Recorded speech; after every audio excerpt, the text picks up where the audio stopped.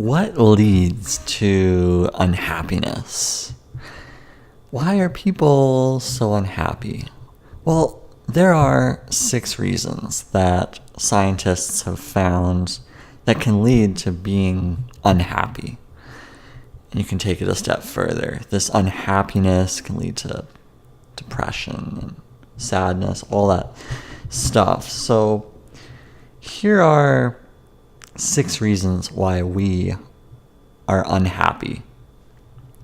Number 1, sunlight.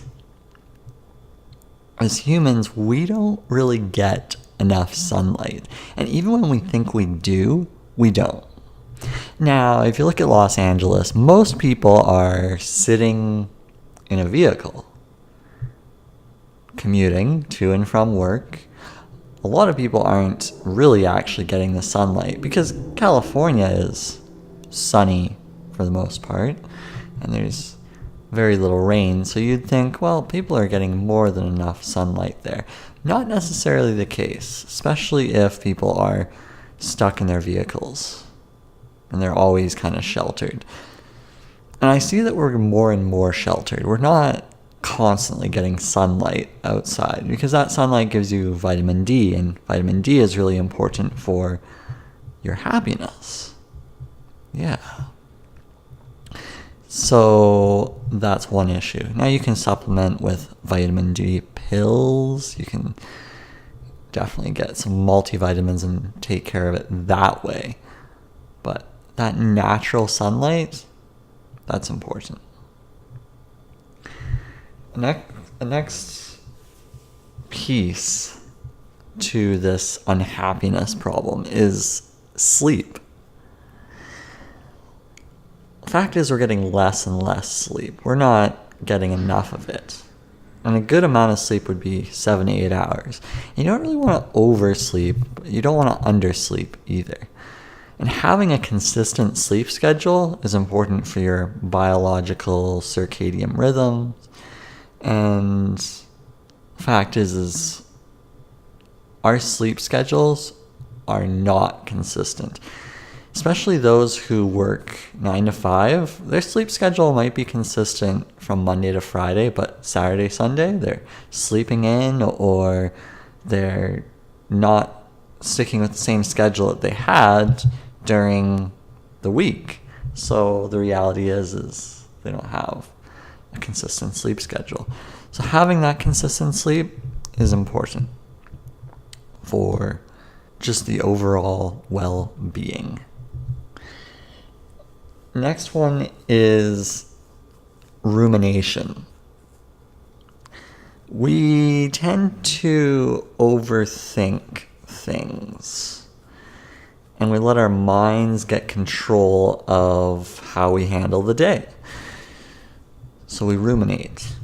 And rumination is really bad for being unhappy, because a lot of the self-talk and the chatter that goes in our mind, well, if we're not controlling it, it can become negative.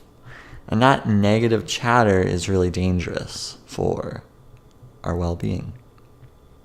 So rumination. If you're thinking lots, best thing to do is probably do some sort of activities to get you away from this constant thinking, because you don't want to be dwelling on those thoughts for too long. So that would be number 3, rumination.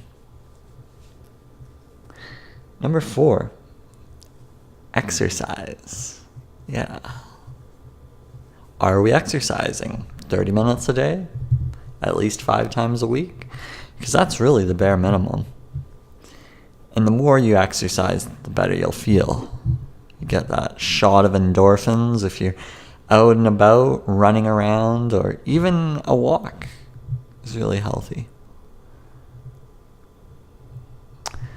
Need to get that blood moving, because if we're always sitting around at the office, not really exercising, we're not taking care of ourselves.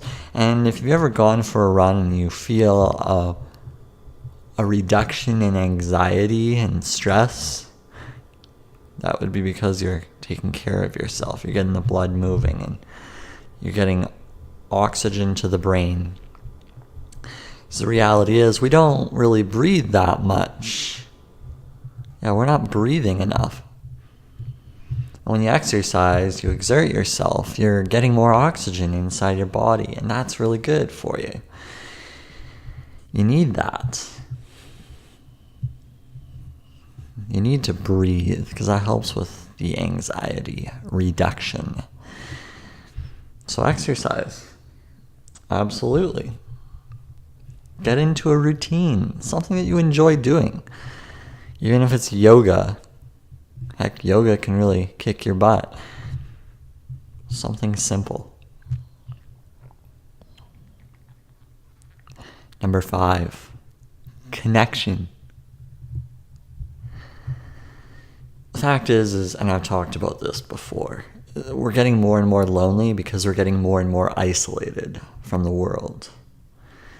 Social media is not solving the problem. We are not really connected as a society. So how do you solve this? Well, you join meetup groups, you connect with your family, you go to church gatherings, you go somewhere where people are, and you talk, you socialize. Socializing is a really important part of Eastern culture, where people gather. Family is really a big thing over there. Whereas Western society, it's very individualistic, I would say. Is that people are not together to the same extent. Friendships are very much fragmented. It's not a very connected society. And I wouldn't even say that texting is a good way of truly connecting on a meaningful level. So this connectedness that we're missing is causing a significant amount of issues with our happiness. But if we can connect with others on a deep level, on a meaningful level, then we can take care of our connectedness. So figure out what groups you can get involved in. Figure out what interests you have and get involved with others who align with your interests. Because then you have things to talk about and you can speak your mind. I feel that this is directly connected with rumination and getting your thoughts out there. Because, well, it's a form of therapy in that your thoughts are being released by having these conversations with people, and that's important. So really look at your connection and see if maybe you're not connected. Maybe you're not socializing at least once a day with people. Well, then maybe you need to fix your routine. And the last one is omega-3s. Diet's a really big one for happiness, and it can really affect our mood. But one of the big things is, are we getting enough omega-3s? Because that helps with brain function. And how do you get omega-3s? Well, you can use supplements, or you can go with fish. Like salmon's a good one. You can go with walnuts. These are great foods, and there's plenty of others that can really help. But you need those omega-3s because your brain needs that.